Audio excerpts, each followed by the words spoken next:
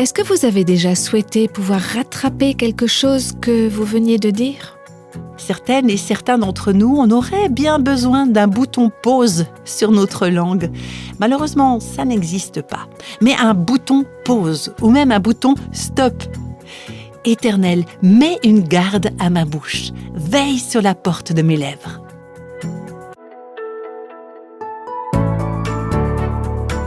Vous écoutez Réveille nos cœurs.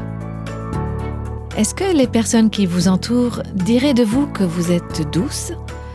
La réponse à cette question dépend largement de la manière dont nous utilisons notre langue.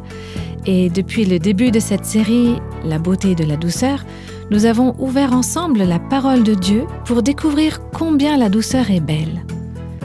Aujourd'hui, on va appliquer ces vérités à nos langues. Et préparez-vous, ce que vous allez entendre sera très concret et pratique. Et c'est peut-être parfois un peu dur à entendre, mais ça en vaut la peine, car je vous l'assure, vos paroles peuvent vraiment refléter la beauté de la douceur si vous agissez dans la puissance de Dieu. Dans cette série, nous sommes partis à la recherche de la douceur, comme l'Écriture nous dit de le faire, et par moments, j'ai comme l'impression de voir certaines d'entre vous grimacer un peu en me disant est-ce que tu pourrais pas parler un peu d'autres choses qui sont un petit peu plus faciles à accepter ? Parce que là, c'est un peu culpabilisant. Peut-être que la raison pour laquelle ça nous dérange, c'est parce que nous ne sommes pas douces, nous ne sommes pas humbles en esprit. Personne n'est naturellement doux. On peut être d'un tempérament tranquille, mais on a tous une nature, une chair qui réagit aux provocations, qu'elles soient réelles ou imaginaires. Alors n'allez pas penser de qui que ce soit, et surtout pas de moi. Oh, cette personne doit être la douceur même. Vous ne vivez pas avec moi, et d'ailleurs même ceux qui vivent avec nous ne connaissent pas le fond de notre cœur. Et c'est à nos cœurs que Dieu regarde. La douceur, c'est une qualité de Christ. D'ailleurs, il dit que nous devons apprendre de lui comment être doux et humble d'esprit. Il y a une telle puissance dans la douceur. Heureux ceux qui sont doux, car ils hériteront la terre. Aujourd'hui, comme lors du podcast précédent, je vais proposer juste quelques pistes, quelques suggestions qui vont vous aider à démarrer dans votre recherche de la douceur. Mais j'aimerais commencer par vous lire quelques emails que nous avons reçus de la part de plusieurs auditrices qui montre ce qu'est le manque de douceur et quel est son effet sur nous et sur nos relations. Voici le premier, une femme qui nous écrit « Je suis par nature une des femmes les plus chicaneuses que vous ayez jamais rencontrées. » Alors on a vu la dernière fois que le point de départ de notre progrès vers la douceur, c'est d'être honnête, donc j'apprécie l'honnêteté de cette femme. Elle continue « Si je trouve qu'une chose doit être dite ou qu'un sujet doit être abordé, c'est moi qui vais prendre la parole. Depuis que j'ai commencé d'écouter cette série, Dieu n'arrête pas de me reprendre. En règle générale, je ne suis pas très préoccupée par de qui je pourrais heurter les sentiments par mes paroles. Pour moi, je dis les choses telles qu'elles sont. Il faut que quelqu'un les dise, alors pourquoi je ne le ferais pas ? J'ai pris conscience que cela faisait partie de mon manque de patience vis-à-vis des gens. J'ai fait des efforts pour me la coincer plus souvent, je la cite. Je pense que je vais faire équipe avec une de mes amies qui a, elle aussi, tendance à trop parler. On va commencer à veiller l'une sur l'autre à ce sujet. Alors continuez à enseigner ces choses comme vous le faites pour éviter que des gens comme moi ne commettent des impairs avec leur franc-parler. Ça me touche et je suis reconnaissante que cette femme ait une telle ouverture d'esprit face à cet enseignement. Elle met des mots sur ce qui, je crois, est une des clés pour parvenir à développer un esprit doux et paisible, c'est-à-dire demander à d'autres croyants d'avoir un regard sur notre vie, de construire notre vie ensemble avec d'autres. Dieu ne s'est jamais attendu à ce que nous devenions tout seuls des croyants matures. On a besoin des autres. Et c'est ce que nous dit cette femme en substance. Je vais me rapprocher d'une amie qui se débat elle aussi avec ce problème de douceur et on va se donner mutuellement un droit de regard sur nos vies. Alors l'idée n'est pas seulement de s'ouvrir à quelqu'un qui se débat avec le même problème de péché, mais aussi de se rapprocher de personnes dans la vie desquelles l'esprit de douceur et d'humilité se manifeste d'une manière évidente par la grâce de Dieu. Ça vaut la peine de côtoyer des gens comme ça, de passer du temps avec eux et de leur demander de prier pour nous, de leur donner un droit de regard sur notre vie.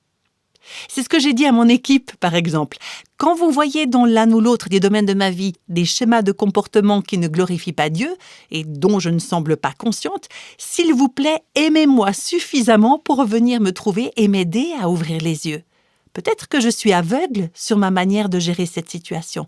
Alors ne me laissez pas bousculer les gens ou leur parler sans retenue et de dire des choses que je ne devrais pas et qui ne glorifient pas Dieu. Oui, donnons aux gens le droit de nous interpeller sur notre manière de vivre. On a besoin de l'aide des uns des autres. J'ai besoin des autres dans ma vie. Vous avez besoin des autres dans votre vie. Alors faites appel à d'autres croyants ou d'autres croyantes, comme cette femme le disait dans son email. On a besoin les uns des autres. Alors n'hésitons pas à demander de l'aide autour de nous. Voilà ce qu'une autre auditrice nous écrit.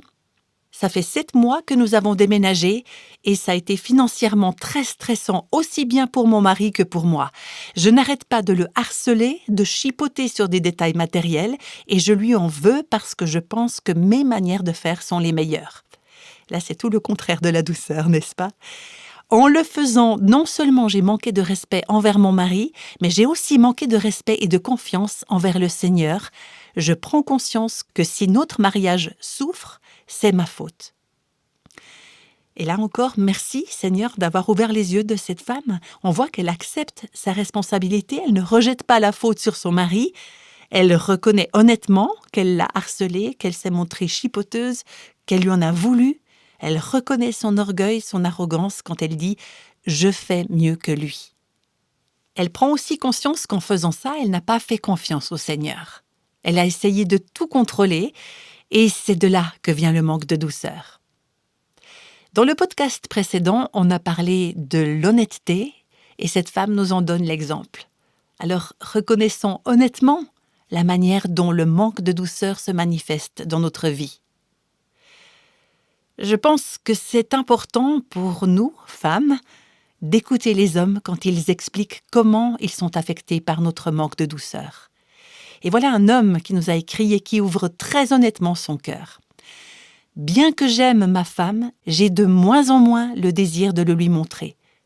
Il y a 10 ans, je lui achetais des fleurs au moins une fois par semaine. » On voit qu'il avait une manière tout à fait concrète de manifester son amour. « Je l'aime toujours, mais je ne suis plus aussi motivée pour le lui montrer. Pourquoi ? Parce que les non qu'elle dit constamment à toutes mes suggestions, les discussions à propos de tout et n'importe quoi, mon emploi du temps, ma manière de conduire, pourquoi je prends cette route et non pas l'autre alors que les deux sont équivalentes, je me sens usée, dégonflée et solitaire. Je crois qu'il faut qu'on en soit consciente. Dieu n'a pas armé les hommes pour supporter sans dommage nos comportements de mégère, nos discussions, nos harcèlements, nos manipulations. Bien sûr, vous allez me dire, d'accord, mais il faudrait aussi parler de ce que les hommes font de leur côté. Eh bien non, c'est un autre sujet. Et pour ma part, ce n'est pas mon travail, ce n'est pas mon appel. Ce qui m'est demandé, c'est de m'adresser à nous, les femmes. Alors écoutons les paroles de ce mari totalement honnête quand il dit « J'aime ma femme », mais ça m'épuise complètement. J'ai perdu ma motivation. On est bien d'accord, il est responsable de continuer d'aimer sa femme. Et s'il ne le fait pas, il n'a aucune excuse. Mais, mes amis, il nous appartient à nous de rendre aussi plus facile pour les gens de travailler avec nous, de vivre avec nous, de nous aimer. Alors, comment on va s'y prendre ? Lors du dernier podcast, on a parlé de certains points spécifiques. En voici plusieurs autres encore. Je crois qu'un des points essentiels, c'est tout simplement d'apprendre à mettre une garde à notre bouche. Apprendre à mettre une garde à notre bouche. Apprendre à être lent à parler. À maintes reprises dans cette série de podcasts, j'ai cité Matthew Henry et son livre « À la recherche de la douceur et de la tranquillité d'esprit », un livre qui n'existe pas en français, malheureusement. Et Matthew Henry nous dit notamment d'apprendre à faire une pause. Faites une pause quand quelque chose vous irrite, quand une circonstance ne s'arrange pas comme vous le voulez, quand vous recevez des nouvelles inattendues. Faites une pause avant de réagir. Faire une pause. Pour ma part, je suis très consciente que je me mets souvent en difficulté quand je parle trop vite. Je dis la chose qu'il ne fallait pas. Vous savez, dans notre équipe, il y a un homme qui respecte ce qu'il appelle la règle des 24 heures. Voilà ce qu'il fait quand il affronte une situation difficile et qu'il veut réagir à quelque chose qui ne lui plaît pas. Il nous dit « Je prends 24 heures avant d'envoyer le message.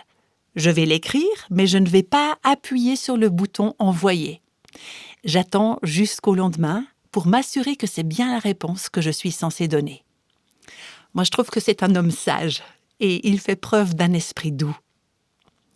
Certaines et certains d'entre nous, on aurait bien besoin d'un bouton pause sur notre langue. Malheureusement, ça n'existe pas. Mais un bouton pause ou même un bouton stop. Il y a cette phrase du psaume 141, verset 3. « Éternel, mets une garde à ma bouche, veille sur la porte de mes lèvres. » Et puis il y a aussi Proverbe 14, verset 29.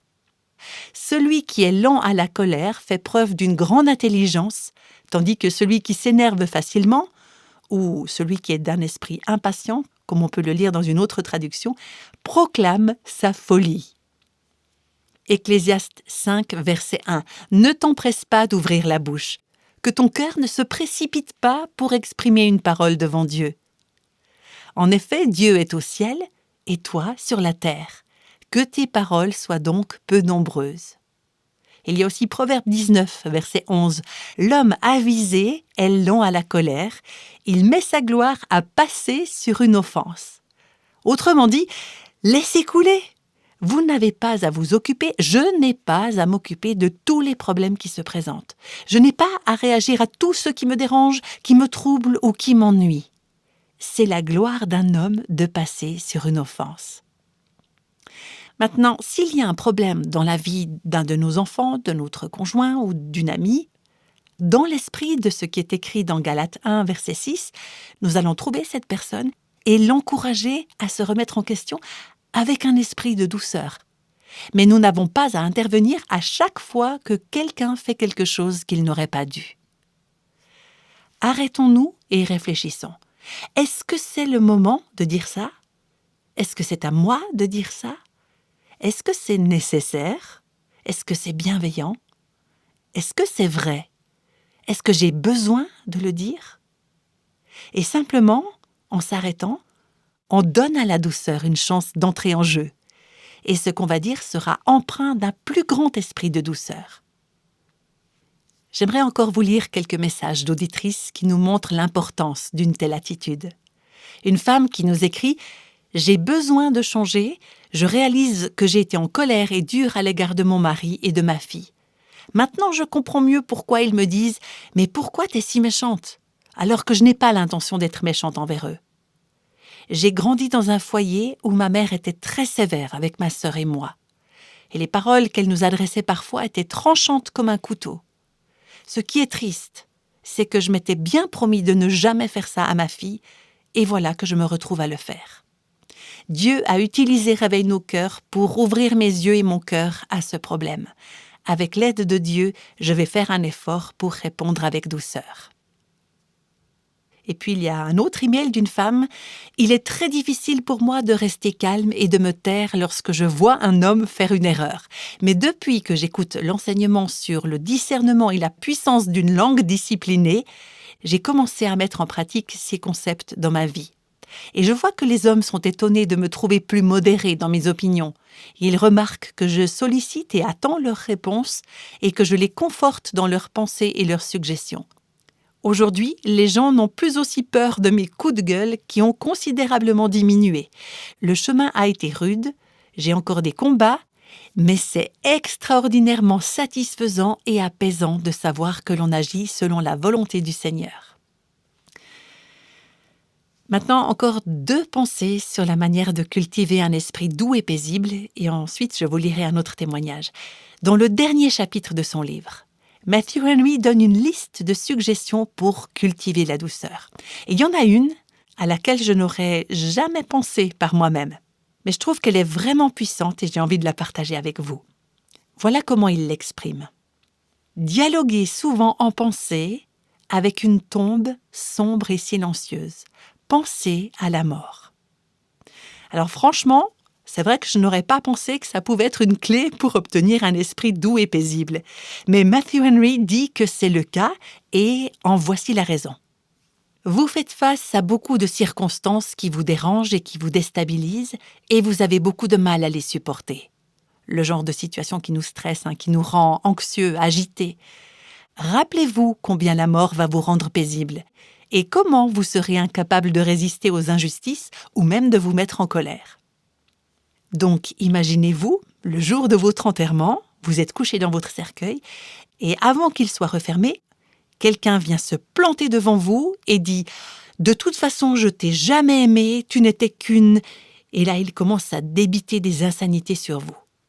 Qu'est-ce que vous allez faire ? Rien, vous êtes morte. Et Matthew Henry continue « Pensez à ce que c'est d'être mort et de ne pas pouvoir résister aux injustices, ni même de se mettre en colère. Bientôt, vous serez hors d'atteinte de toute provocation. Et un esprit paisible n'est-il pas la meilleure préparation pour cette paix éternelle ? Autrement dit, vous vous préparez à la mort en réagissant correctement aux provocations. Alors oui, réfléchissons au moment de faire face à la mort. Comment toutes ces choses qui actuellement nous perturbent tant nous apparaîtront alors ? Combien elles vont paraître petites et sans importance à celle ou celui qui s'apprête à entrer dans l'éternité ? Je pense qu'au moment d'entrer dans l'éternité, s'il y avait des regrets à avoir, ce serait bien en regardant en arrière, en se rappelant les petites choses auxquelles on a attaché une si grande importance. Mais pourquoi est-ce que j'ai fait ça ? Pourquoi est-ce que je me suis énervée comme ça ? Pourquoi est-ce que je n'ai pas laissé couler ? Pourquoi est-ce que je n'ai pas réagi avec douceur au lieu de me mettre en colère ? Et Matthew Henry écrit encore « Souvenez-vous combien ces choses vont paraître petites, insignifiantes quand vous serez sur le point d'entrer dans l'éternité. Bientôt la mort nous apaisera. Laissons la grâce nous apaiser dès maintenant. » Elles sont puissantes ces paroles, n'est-ce pas ? Et il continue avec ce conseil « Fixez vos regards sur Jésus. Laissez-le vous enseigner, passez du temps avec lui. Laissez-le déteindre sur vous. » Ça veut dire laisser son caractère, sa douceur, devenir vôtre. La douceur de Christ, elle est décrite d'une manière prophétique dans le livre d'Ésaïe, chapitre 42, au premier verset. « J'ai mis mon esprit sur lui, il révélera le droit aux nations. » Mais comment est-ce que Christ va faire cela ? On peut le lire dans la suite, versets 2 et 3. « Il ne criera pas, il ne haussera pas le ton, et ne fera pas entendre sa voix dans les rues. Il ne cassera pas le roseau abîmé et n'éteindra pas la mèche qui fume encore. » Quelle douceur ! Jésus agit avec douceur. Il est doux, il est bienveillant. Et c'est comme ça qu'à la fin, il établira la justice dans le monde. Comme on l'a vu, c'est lui, l'agneau de Dieu, immolé dès avant la fondation du monde. Et il est l'agneau conquérant. La morale de l'histoire du monde, c'est que c'est l'agneau qui remporte la victoire, l'agneau qui est vainqueur. Et par la douceur, nous pouvons l'être aussi. C'est à la croix que tout s'est joué. Fixons nos regards sur Jésus. Voilà ce que dit Matthew Henry à son sujet. Pensez souvent à ses souffrances et à la manière dont il les a supportées. Regardez-le alors qu'on l'emmène comme un agneau à l'abattoir et armez-vous de la même pensée. C'est ce qu'on lit aussi dans la première lettre de Pierre, chapitre 2. De fait, c'est à cela que vous avez été appelés, parce que Christ aussi a souffert pour vous, vous laissant un exemple pour que vous suiviez ses traces, lui qui n'a pas commis de péché, et dans la bouche duquel on n'a pas trouvé de tromperie.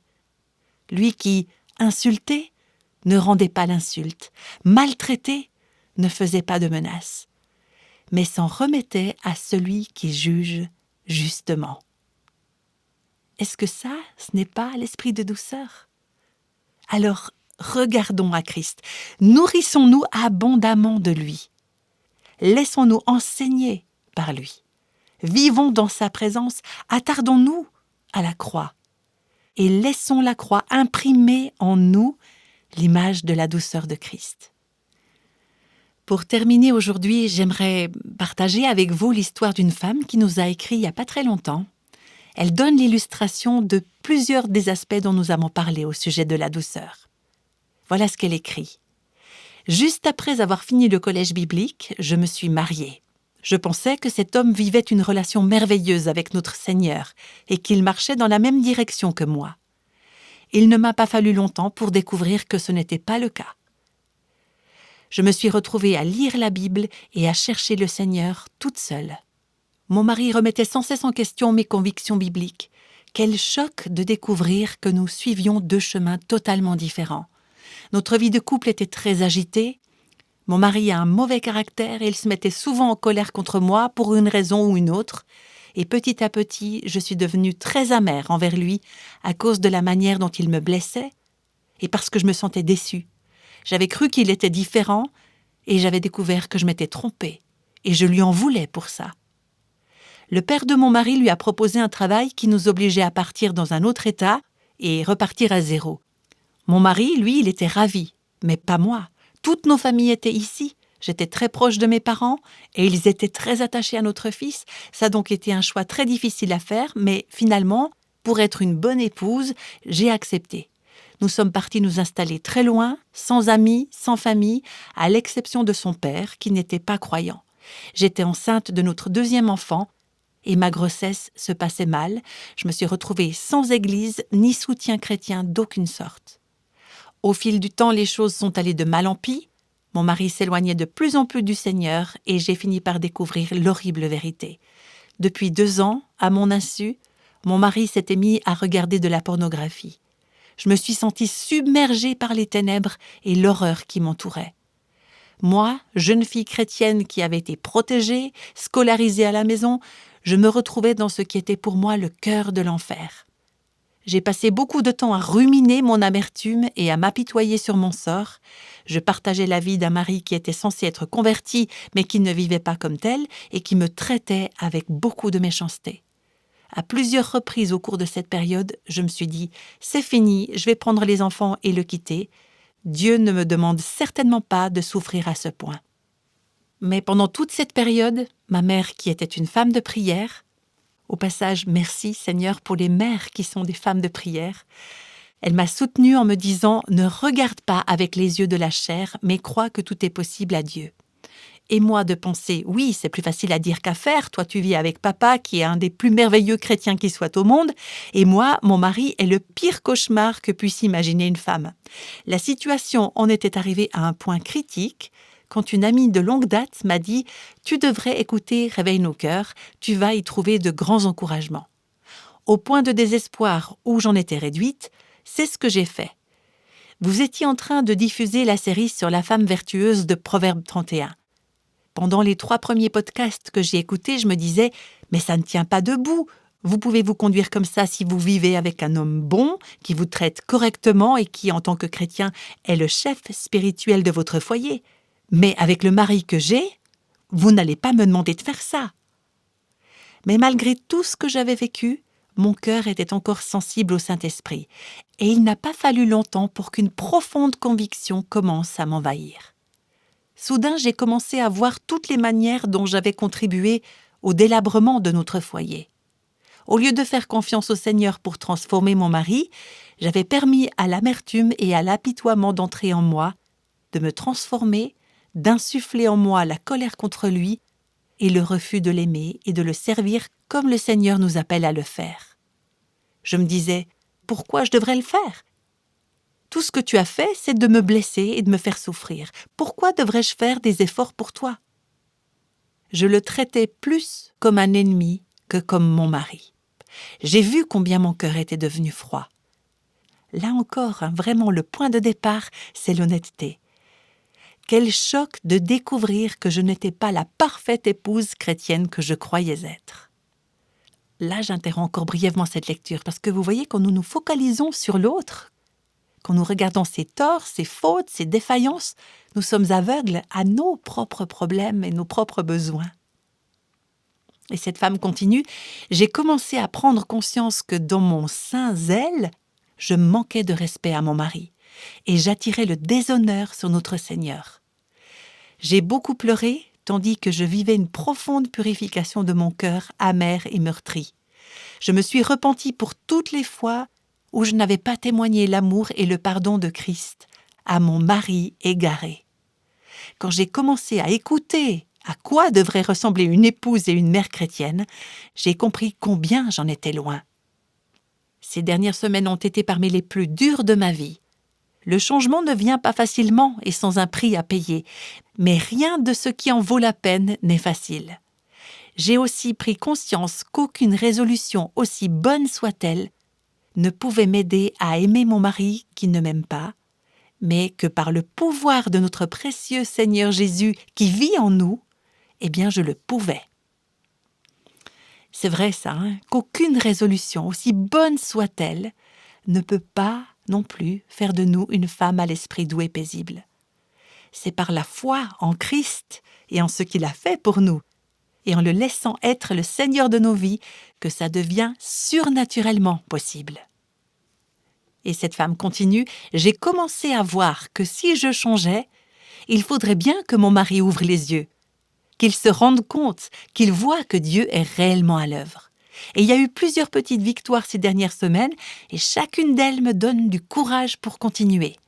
Quand il me traite mal, je réagis avec douceur, au lieu d'adopter mon attitude habituelle qui était « je peux plus te supporter ». On comprend que c'est sa nouvelle attitude qui change les règles du jeu et qui amène son mari à un changement. Non pas parce qu'elle veut absolument qu'il change, mais parce qu'il n'est plus habitué à ce nouveau fonctionnement. Quand il y a une des deux personnes qui change de modèle, qui change de manière d'agir, c'est étonnant de voir combien souvent Dieu amène le cœur de l'autre à changer. Je continue la lecture. Dieu m'a aidé à le servir de plusieurs façons nouvelles, des façons que je n'aurais jamais envisagées auparavant. Je le loue parce qu'il a renouvelé ma force et ma vision. Par la grâce de Dieu, même dans le cadre d'un mariage difficile, je peux être comme cette femme de Proverbe 31. Je peux élever mes enfants dans la connaissance et l'amour du Seigneur, même si mon mari ne partage pas mes convictions. J'ai tellement d'espérance dans mon cœur. Ça fait des années que je ne m'étais pas sentie comme ça. On ne peut être que reconnaissante pour la grâce que Dieu manifeste dans la vie de cette femme, pour l'espérance qu'il lui donne au sein même des situations qui semblent être sans espoir. Quand on se retrouve dans de telles circonstances, on pourrait croire que le seul espoir qui reste, c'est que l'autre change, ou que les circonstances changent. Mais est-ce que vous voyez ce qui a apporté l'espérance dans le cœur de cette femme? C'est quand elle a permis à Dieu de la transformer, elle. Alors attention, je ne prétends pas que si on fait face à des circonstances difficiles, c'est forcément parce qu'on a réagi de la mauvaise manière. On peut réagir correctement et se retrouver tout de même dans des situations douloureuses ou difficiles. Quelque part, c'est la leçon du calvaire. Le juste a souffert pour l'injuste, afin de nous emmener à Dieu. Comme le dit l'apôtre Pierre, assurons-nous que lorsque nous souffrons, ce n'est pas à cause de notre impertinence, de notre arrogance ou de notre manque de douceur. Assurons-nous que ce n'est pas parce que nous agissons mal. Et voilà toute l'importance d'adopter l'Esprit de Christ, de fixer notre attention sur la croix, de diriger nos regards sur Christ et le laisser nous transformer par sa grâce en une personne douce et tranquille, à l'esprit paisible. L'Écriture dit, dans la première lettre de Pierre, chapitre 3, que certains maris qui n'obéissent pas à la parole de Dieu seront amenés à adopter la façon de penser de Dieu quand ils verront chez leur épouse ce comportement doux et pur. Ils verront Christ en nous. Et c'est pareil pour celles et ceux qui ne sont pas mariés. C'est quand les autres voient Christ en nous qu'ils en sont convaincus et que leur vie pourra également en être transformée. Heureux les doux, car ils hériteront la terre. C'est ce que la parole de Dieu dit. Voilà pourquoi j'aimerais vous encourager, tout comme Dieu m'a encouragé, à vous mettre à rechercher la douceur. Je vous invite à prier avec moi. Seigneur, je prie que, en tant que femme, on puisse refléter l'esprit humble, doux et paisible du Seigneur Jésus, sans tumulte dans nos pensées, sans agitation, sans arrogance, sans ressentiment à l'égard des circonstances ou des personnes, mais en nous remettant à toi. Que nous puissions dire « Oui, Seigneur », et accueillir de ta part les circonstances et les personnes que tu mets dans nos vies en croyant qu'elles sont destinées à notre bien. Seigneur, s'il te plaît, transforme-nous de l'intérieur. Rends-nous semblables à Jésus et que nos vies donnent aux gens qui nous entourent la soif et la faim de le connaître et de le suivre. Je te prie cela au nom de Jésus. Amen.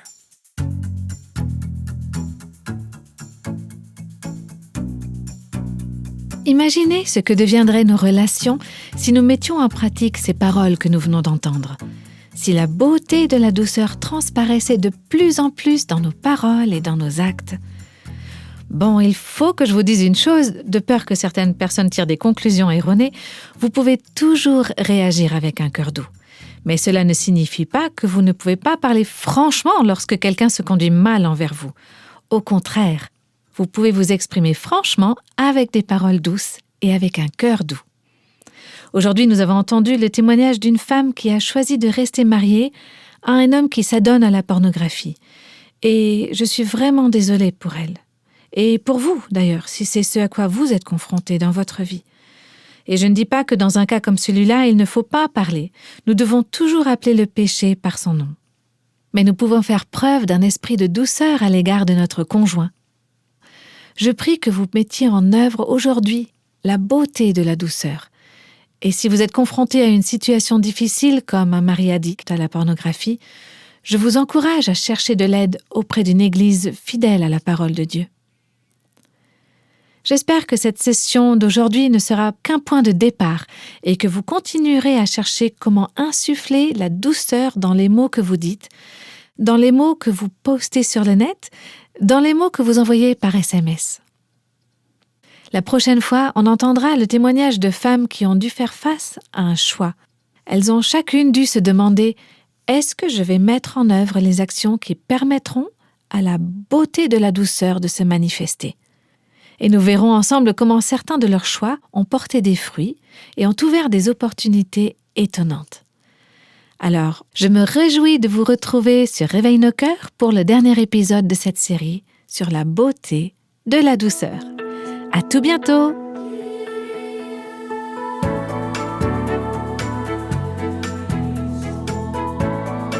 Tous les extraits de la Bible sont tirés de la version Second 21. Réveille nos cœurs est le ministère francophone de Revive Our Hearts avec Nancy DeMoss Wolgemuth. Avec les voix de Christine Raymond et Jeannette Kosman.